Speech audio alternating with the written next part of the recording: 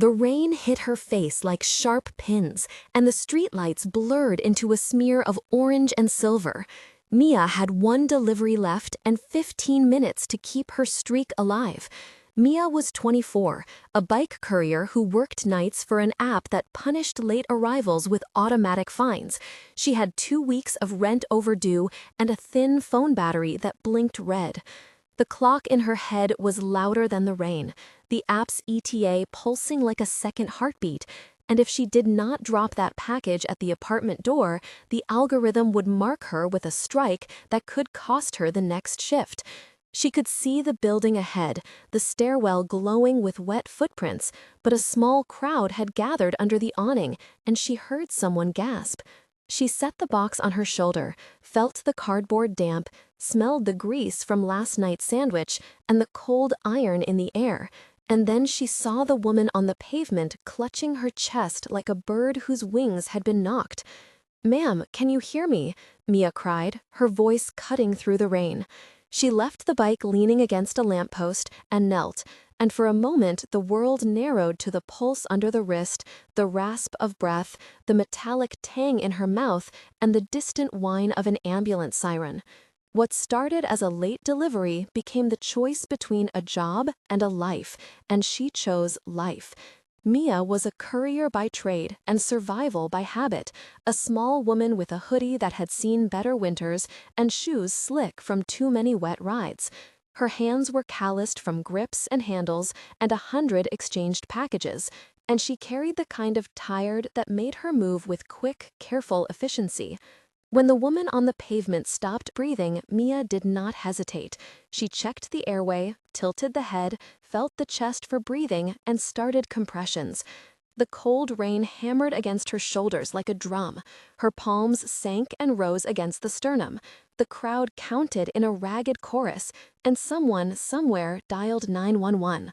1, 2, 3, 4, she counted out loud, over and over, matching the rhythm the dispatcher told her, feeling each compression like a promise. The old woman choked and then took a shallow breath, and the crowd sighed. In that moment, no app existed, no rent notices, only the gray pulse of the street and the fact that a curled hand had relaxed in hers. Mia gave the paramedics a quick report, her voice thin and steady, and then watched them lift the woman into the ambulance. She felt mud under her kneecaps, the smell of antiseptic and wet wool, and a deep, odd satisfaction that made her chest ache in a different way. She had no idea who the woman was. The paramedic called out a name at the hospital desk, and it landed like a weight. Her name was Elena Marconi. 2 days later, an envelope arrived at the clinic, plain and heavy, with a return address she had never seen before, and a hand that trembled when it pushed the paper into hers. The envelope contained cash and an invitation. The cash paid the immediate rent and more. The invitation was to dinner, and an offer that did not quite fit into the world Mia knew.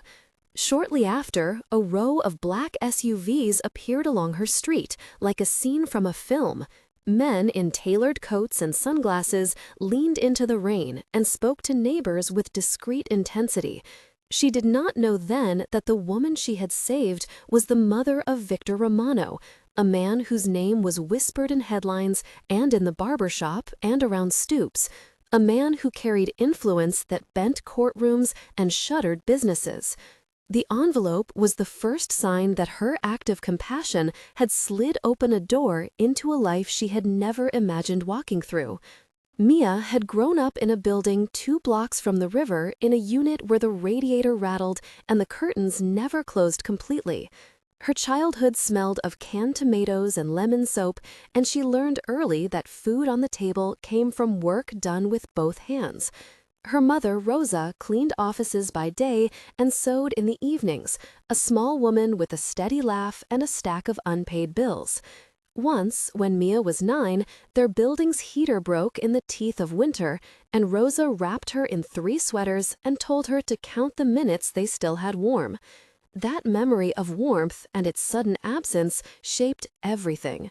School was a blur between shifts and homework, and after her mother fell ill, Mia left a scholarship behind to pull more hours and pay for medicine. The loss of that path did not embitter her so much as sharpen her choices. She learned to move fast, to keep a ledger of favors and pay them back with interest, and to hold pride as a quiet thing she would not spend unless it would buy something that mattered. She had trust issues born of scraped knees and landlords who took more than they gave. But she also carried a stubborn generosity, an instinct to help because she remembered hands that had helped her. Her current life was a ledger of small victories and small compromises, and when the rain pressed against her that night, she measured the cost and set it aside because a person was lying on the pavement.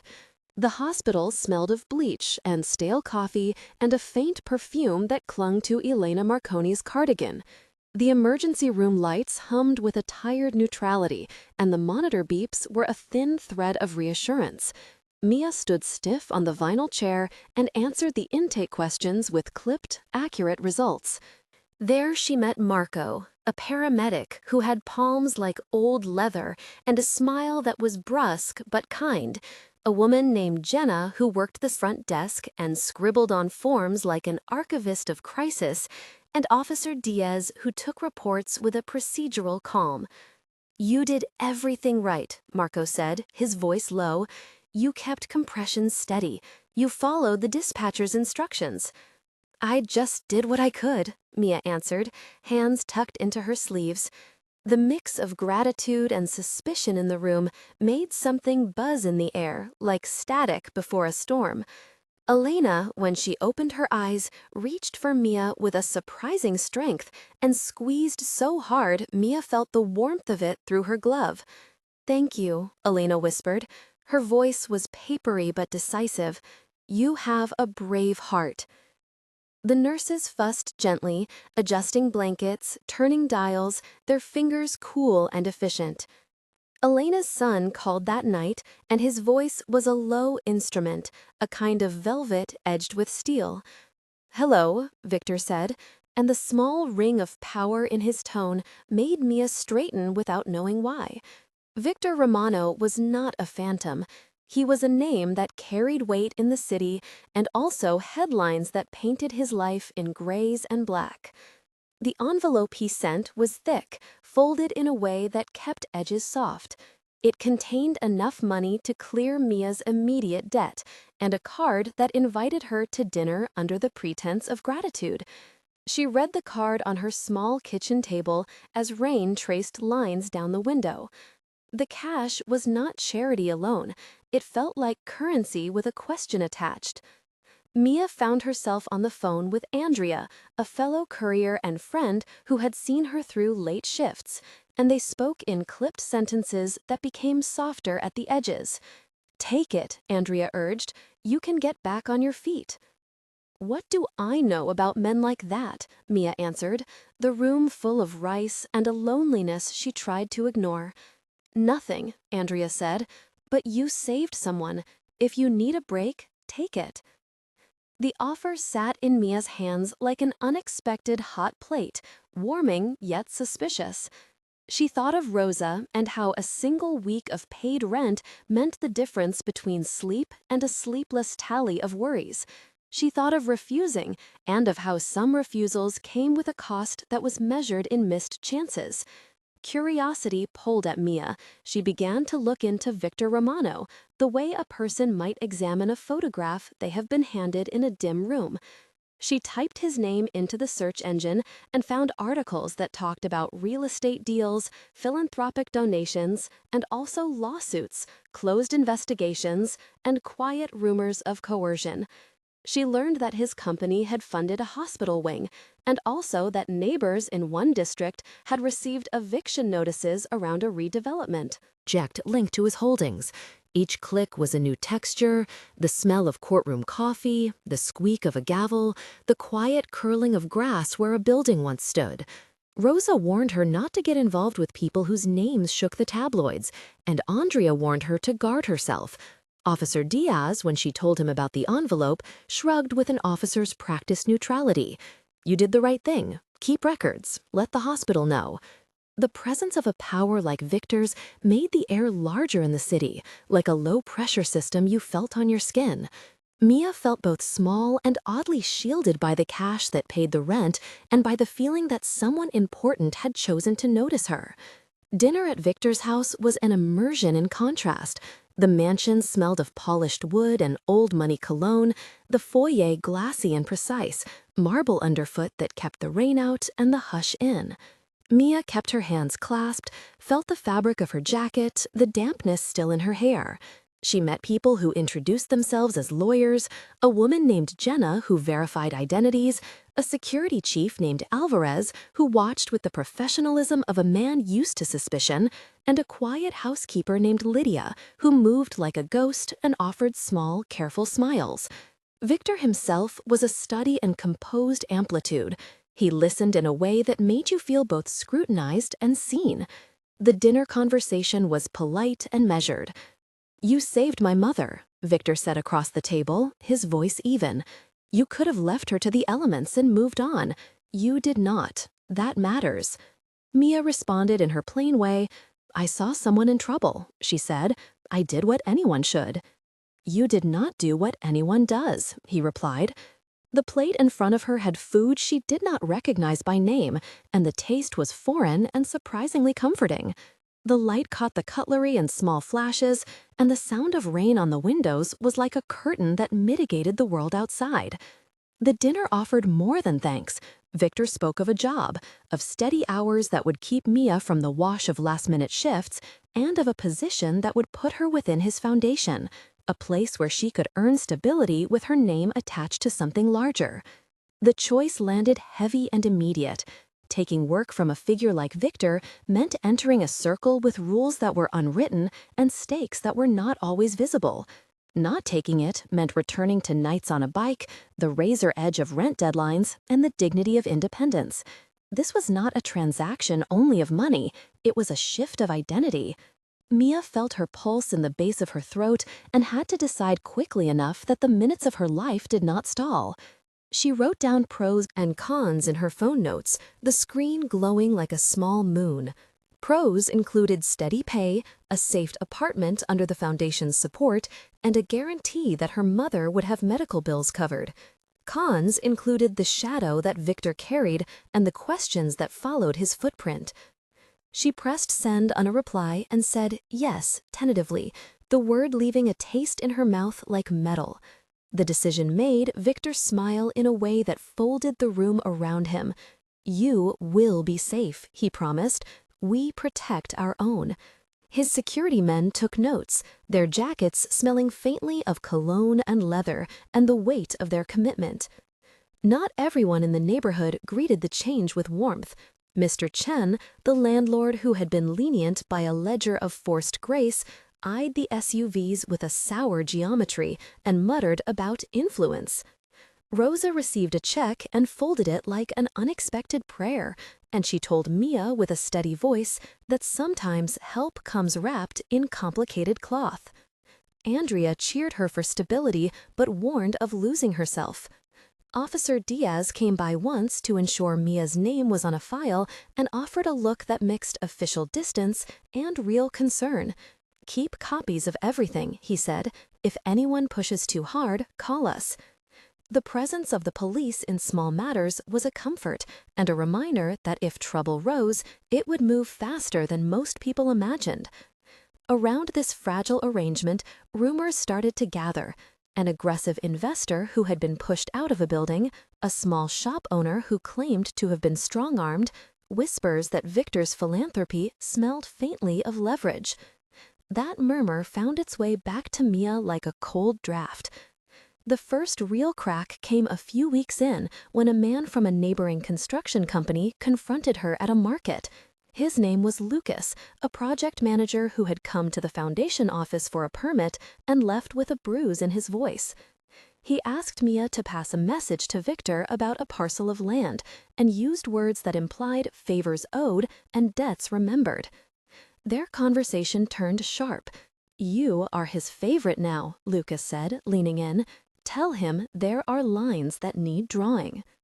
I am not his messenger for dirty work, Mia snapped back. You will not use me.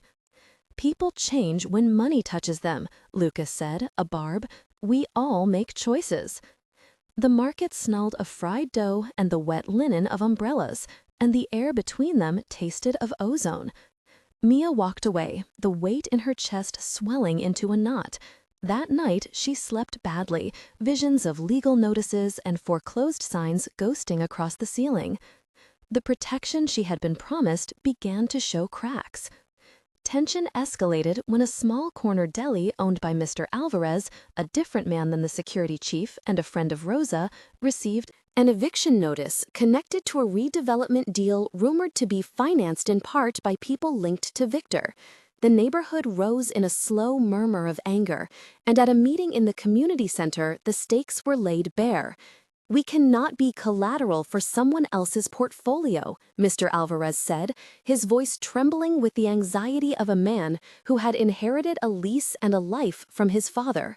His wife touched his arm like a lighthouse light seeking steadiness. Mia listened as neighbors traded stories of recruiters and letters and red tape. She felt responsibility like a second skin, and she tried to see if Victor's philanthropy could be a net that also held the weight of fairness. She went to Victor and asked questions she had been avoiding because asking them might mean hearing answers she could not accept. The conversation with him that followed had many exchanges, each like threads pulled tight. There were 3 crucial moments of tension that tested Mia in particular ways.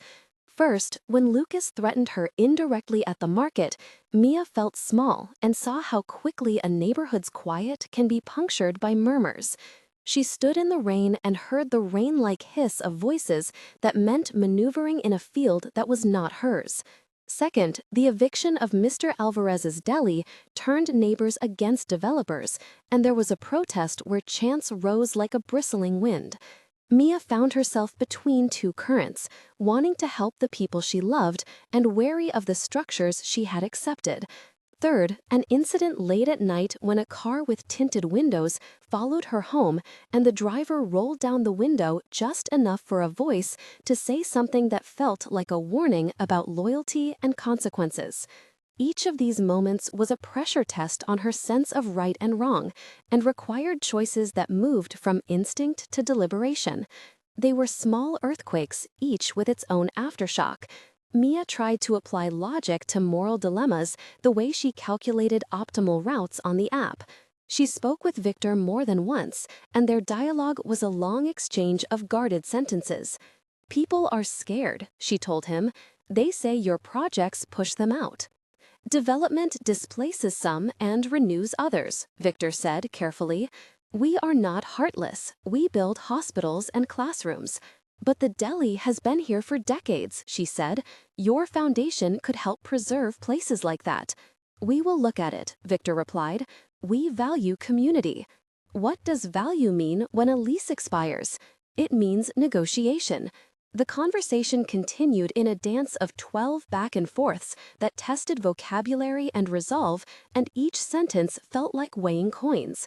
They circled around the same human mathematics until Mia could not be sure whether she was listening to explanation or to smoothing a fabric that hid a seam. The legal and financial mechanics that underpinned the conflict became unavoidable. There was a foreclosure process that had been initiated on a cluster of small shop leases, a creditor list that grew like a shadow, and an acquisition clause in a contract that allowed a bulk sale that could clear many of the smaller tenants.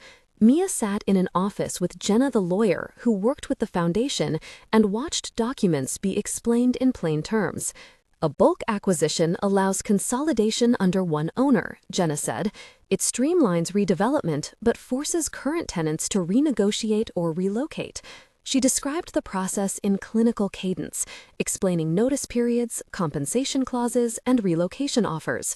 The words landed heavy and institutional. Mia learned that legal processes moved with a certain coldness and a seductive finality, that paperwork could be used as a scalpel to remove small businesses like an operation. The foundation's team proposed compensation packages and temporary rent subsidies. The language of the offers carried both comfort and a tone of inevitability. These explanations were technical and precise, and Mia realized that fighting within this framework required resources and strategy she had not counted on. At a protest outside the city council, tempers flared and the air tasted of damp smoke and chanting. Officer Diaz stood near the edge of the crowd, taking notes and ready to intervene if the mood turned. "Keep it peaceful," he told the organizers. "Make your point and leave before it escalates." Mr. Alvarez spoke from a makeshift podium, voice cracking under the weight of hometown fervor. "We are not collateral for a portfolio," he cried. People held signs that fluttered like wings. Mia felt the muscle of community tighten and wondered if she had been the agent of a change that would unmake the lives she had tried to preserve. Victor, watching from a distance under an umbrella with his security, observed with that external calm people used when they were mapping consequences. He approached the leaders after the march. "I will meet with representatives," he said. His words were efficient, and the promise was a lever. "We want to find a solution that honors history and moves the city forward." The meeting that followed was long and filled with more than 10 exchanges between Victor and neighborhood spokespeople. Their voices found pathways through anger to negotiation, and the outcome was a conditional plan that included relocation funds and a community oversight board. Despite those concessions, some threats grew more personal. One night, a car followed Mia home, and a man handed her a card with a number and a single sentence: "Loyalty matters." At the time, it felt like a shadow of warning rather than outright menace, but the silence in that message was louder than any shouting. She called Andrea, and they spoke in clipped sentences through the night. "Are you sure this is safe?" Andrea asked. "I do not know, but I will not be pushed." The next day, after careful thought, Mia brought the card to Officer Diaz and asked for a police escort when she needed to move between her apartment and the community center. Diaz arranged for increased patrols during busy hours and told her to keep logs of any suspicious contact. "We will document everything," he said. "If it goes beyond harassment, we will act." The procedural response gave Mia structure and some comfort. It also made the conflict official, and it sharpened the stakes. The conflict reached a moment where legal action and public pressure met in a courtroom hearing. The case was not criminal at first, but civil. Tenants sued for fair relocation compensation and questioned some of the methods used in acquisition. Victor's legal team negotiated with the tenants in public, and the foundation issued a statement about community investment. The courtroom scene was sensory, with its own textures: the smell of old paper and coffee, the scrape of chairs, the hum of conversations in the hall, and the electric hush that settles when a judge enters. Mia sat in the gallery and watched as witnesses spoke, each exchange a measured fact. There were technical discussions about parcel maps, title searches, and escrow accounts. Jenna, the lawyer aligned with the foundation, explained in a compact, precise manner how the foundation intended to restructure development with community input and compensation. "We propose a trust that will oversee relocation funds," she said, and then outlined the legal steps in a concise string of sentences. The hearing had more than 10 direct exchanges between attorneys, and each argument was a lever being tried against the other. The judge asked tough questions, and the tension in the room tightened like a wire. One of the most intense moments was when Victor's past mistakes were aired by an independent reporter who had dug through court filings and found a string of complaints. The reporter asked direct questions in a soft voice that had the persistence of a drilling machine. Victor, in response, denied wrongdoing and offered evidence of philanthropic gifts and economic value generated by his projects. The exchange ran for many turns and felt like a tug-of-war of reputations. The community watched, and Mia felt the ground shift under her feet. The public scrutiny made some neighbors feel vindicated and others fearful that the entire enterprise would collapse into litigation and chaos. In private, Victor invited Mia to a conversation about how real influence could be used to protect people rather than push them out. And there, the two had another long exchange of perspectives and terms. "You saved my mother," he said. "I owe you more than words." "What I need is for my community to be safe," Mia replied. "That is the real payment." Victor listened in a way that suggested he had considered that idea before in theory and now faced it in person. Amid the heated public scenes, there were quieter procedural steps that followed typical legal choreography. Documents were filed at the county clerk, notices were served, escrow accounts were drawn, and a community trust was proposed. The legal team described the escrow arrangement in plain terms.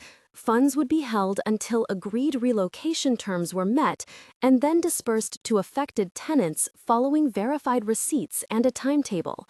The process was deliberate, slow, and bureaucratic. Mia learned that legal instruments could be both protections and traps depending on how they were written.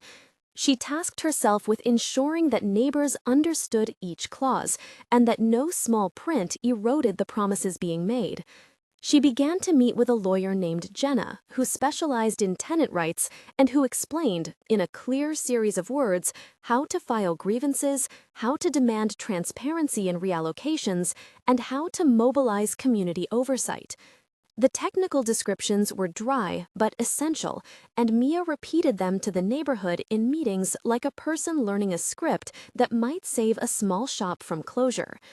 The moral calculus remained thorny and intimate. There were nights when Mia sat with Rosa and cried, and there were nights when she felt a surge of pride because the foundation's funds had paid for a new cooling unit at the clinic where Elena had been treated. The transformation moved in increments, a mosaic of small rescues and uneasy compromises. Elena visited Mia often, knitting and talking with a fierce softness, and she called Mia her guardian angel in ways that made the word feel weighty and warm. "You changed my life," Elena said one afternoon, patting Mia's hand with a domestic certainty that steadied Mia like an anchor. The neighborhood slowly negotiated a new balance, and some old wounds were patched. The deli remained for a time under special lease terms. The Community Oversight Board held meetings and rotations, and Victor announced a scholarship fund in the name of Elena that supported vocational training for local youth. Yet the tension did not vanish. There were moments when loyalty was tested in very direct ways, and Mia had to choose between a principled refusal and the tangible safety she had been offered. A developer with ties to Victor proposed a buyout of a row of shops that included Mr. Alvarez's deli and promised generous recompense, but also a relocation to a strip mall on the outskirts. The offer had the sheen of relief for those who were exhausted, but it also promised a slow erasure of the neighborhood center. In private, Victor and Mia argued in a long exchange where every sentence felt like a chess move. "People need jobs and services," he said. "This will create space for new businesses." "And what about the people who built this street?" Mia asked. "Do they get brand new lives or the life they had?" He paused, and they spoke for 12 back and forths about responsibility and legacy and whether development could be both profitable and humane. It was in these conversations that Mia learned how complicated being an agent of change could be. There were 3 moments of pure moral earthing, pressure that shaped the final arc. The first was when a protester threw a bottle during a demonstration and struck a car's window linked to one of Victor's associates. The second was when Mr. Alvarez received another offer that was slightly better on paper but worse in practice. The third was when a phone call in the middle of night let Mia know that someone had set a fire to an empty storefront 2 blocks away. The fire did not reach anyone, but it was a message in a language Mia recognized as intimidation. Each moment was about choice, and Mia responded in ways that balanced courage and calculation. In the bottle incident, she found herself stepping forward to calm the crowd and offer a hand to the person who had been shaken by anger. At the negotiation table, she pushed for a clause that guaranteed the deli a permanent anchor tenancy and preserved rents at a rate tied to income. After the fire, she worked with Officer Diaz to create a watch rotation and to document threats, and the arson drew an investigative team that made the intimidation public and costly for its perpetrators. Victor used both public gestures and quiet leverage to advance a resolution that could be read as either protective or controlling. He funded a legal fund to defend tenants against aggressive buyouts, and at the same time, his team acquired titles to adjacent lots that would eventually change the neighborhood's skyline. Mia watched both transactions with a sense of ambivalence. The foundation donated to local services and also acquired assets that would, in time, produce revenue. Conflict and reconciliation braided together. There were many voices in the neighborhood, including those like Rosa, who saw the immediate benefits, and those like Andrea, who feared loss of autonomy. Mia formed a small council of neighbors that met in the church basement, where the smell of coffee and old hymnals lingered, and they debated long into the nights, counting pros and cons and making lists by hand. Their dialogue was pragmatic and full of more than 10 exchanges each meeting, as they parsed legal language and moral implications. The legal mechanics of acquiring properties and setting up a trust became an important technical note. Jenna, the lawyer, explained escrow terms and verification processes in a short technical description that Mia later repeated to neighbors. Funds would be deposited into a secured escrow account held by a neutral third party. Disbursements would be contingent on verified relocation costs and signed receipts, and a community oversight board would have veto power on certain allocations. This mechanism ensured transparency and delayed unilateral moves. The description was precise and contained about 300 characters of dense explanation to make it clear how protections could be structurally embedded. It gave the neighborhood a tool to hold parties accountable. In the final phase, Mia faced a choice that crystallized a larger moral question. Victor offered her an official position within the foundation with a clear title, a salary, healthcare, and the administrative power to influence allocations. The offer came with the condition that she would agree to mediation clauses and to abstain from public criticism of the foundation in exchange for protection. She could accept a role where she might protect people from inside the system or refuse and remain a voice outside, a witness with the freedom to call out injustice but without the resources to stop it. The decision was not only about income but about whether she would trade independence for leverage. She spoke again with Andrea, with Rosa, with Officer Diaz, and with Elena. Each conversation added a texture of perspective. Andrea said, "With that job, you could change things from the inside." Rosa said, "Be careful what you make your bed with." Officer Diaz advised caution and documentation. Elena, clasping her hand, said simply, "Choose the path that keeps you whole." Their final conversation was long and contained many exchanges that tested both honesty and strategy. Victor said, "Help me make this right." Mia asked, "Will you accept limits? Will your team listen to a community board?" He answered with patience born of practice, "We will listen, and I will be involved personally." They spoke for over a dozen turns, weighing clauses and scenarios, threats and protections, oversight and autonomy. In the end, Mia accepted the position with 3 conditions written into the contract in terms that Jenna helped her draft: a clause guaranteeing community oversight over relocations, a written protection clause in case of intimidation that triggered legal action, and an independent audit of acquisitions. Victor agreed, and his team adjusted the paperwork. The signatures were a quiet ceremony. The pen left ink like a small, permanent wound in the paper. The aftermath crystallized into 3 timeframes that measured change like small seasons. 1 month later, the neighborhood had tangible relief. The rent checks that had been worries were covered for many families by emergency funds.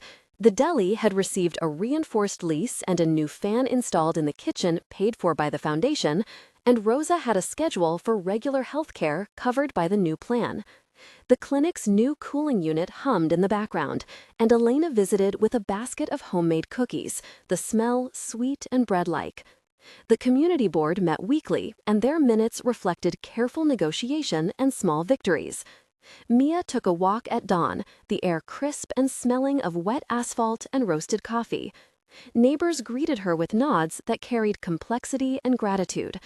She found that in 1 month she had gained resources and responsibilities, a kind of exhaustion that came from carrying the cares of others. 3 months on, the texture of the neighborhood had shifted more substantially. The trust that managed relocation funds had dispersed payments to those who chose to move and had arranged in-place options for those who wished to stay. The scholarship in Elena's name had funded vocational courses, and 2 young people from the block had been accepted into apprenticeships in trades that promised steady income. The Oversight Board had commissioned an independent audit that confirmed funds were being distributed according to the new agreements and had recommended measures to increase transparency. Victor made public statements about the necessity of balancing growth with community preservation and launched a community liaison program. The black SUVs did not disappear entirely, but their presence felt more measured and less like a looming announcement. Relationships between the foundation and the neighborhoods were not healed, but they were negotiated into new channels that had eyes and recorders and community representatives. 6 months later, the transformation included harder lessons and quieter gains. Some long-standing shop owners decided to move, not because they were forced, but because the plan offered new premises with lower initial rents, and a cooperative of small businesses had formed that pooled some inventory and services to make a collective that was more resilient. Mr. Alvarez had installed a new sign and hired a young cook through the scholarship program, and his deli's morning line grew longer on Sundays. Rosa led a neighborhood garden project on a vacant lot that became a place where children learned about planting and elders traded recipes. Mia, now with an office at the foundation, walked a careful line between advocacy and institutional obligation. She lobbied for a clause in the development plan that guaranteed a certain percentage of commercial space at community rates for a decade. The clause passed with resistance and applause. The epilogue of 6 months showed that change is not tidy. It carries gains and losses, some of which cannot be undone. The neighborhood had not been sold out, but it had been altered in ways that required constant attention. Mia had become a bridge and a target, someone who could bend systems and also be blamed when systems faltered. Throughout this time, the moral thread of the story remained central. A small act of courage had opened a door into the corridors of power where choices were both thinner and thicker. Mia had paid for that door with her willingness to accept ambiguity, and she had used the money she received to anchor a few immediate needs while negotiating for systemic protections. She had named and enlisted allies, including Marco the paramedic who volunteered emergency training for the elderly, Jenna the lawyer who wrote protections into contracts, Officer Diaz who kept records and presents, Andrea who remained a sounding board and friend, and Lydia the housekeeper who taught Mia how persistent small kindnesses can be as powerful as loud interventions. These 8 people formed a constellation in the narrative, each acting concretely in scenes that mattered, sometimes in public confrontation and sometimes in private counsel.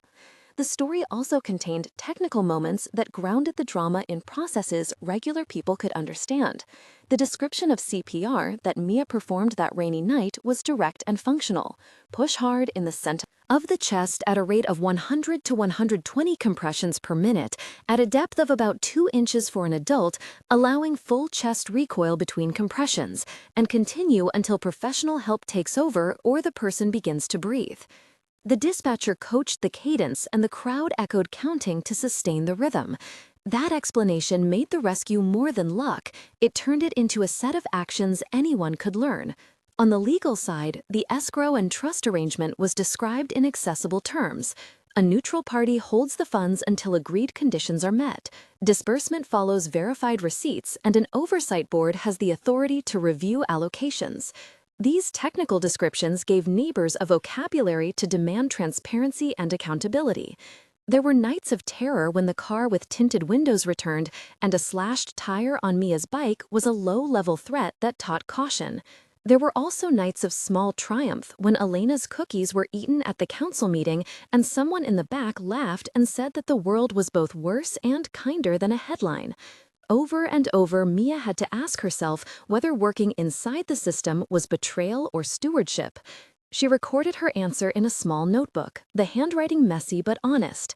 Help is not always pure, and power is not always corrupt.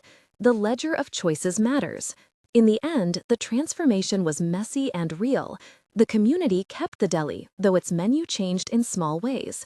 The scholarship helped 3 young people find apprenticeships. The foundation published an annual review and agreed to binding oversight that Mia helped structure. Elena recovered enough to host a small dinner where she sat in the center like a celebrant, and Mia stood across from Victor and saw him in a new light, imperfect but capable of action. There was a recognition that power could be steered if people insisted on the wheel. If you were in Mia's place, what would you do if a stranger's life and your livelihood lay on opposite ends of the same scale? Would you take the job that promises security but requires a compromise, or stay outside and keep freedom at the cost of immediate safety? Share your view in the comments and write either "I would accept" or "I would refuse" and tell us in 2 sentences why. The comments can be short and honest, and they help us understand how people weigh community versus independence. The most thoughtful responses might be featured in future stories and will help others see different perspectives. The conclusion left an echoing image to close.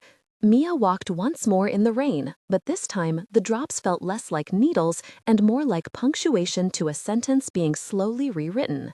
She had stepped off her bike to save a life, and in doing so, she had stepped into a life she had not chosen, a life that required negotiation and moral vigilance. The changes were both practical and intimate: rent covered for a season, new job security with strings she helped define, a scholarship in a name that had been saved by her hands, and a neighborhood slightly altered but not erased. The lesson was not tidy, and it refused to offer a single moral. Instead, it offered an angle of truth. Goodness can open doors, and power can offer protection, but both must be watched and guided. If you found this story meaningful, subscribe for more verified accounts of people who made hard choices in complicated systems. Join the community to hear how everyday decisions ripple into other lives and how neighbors can keep each other accountable.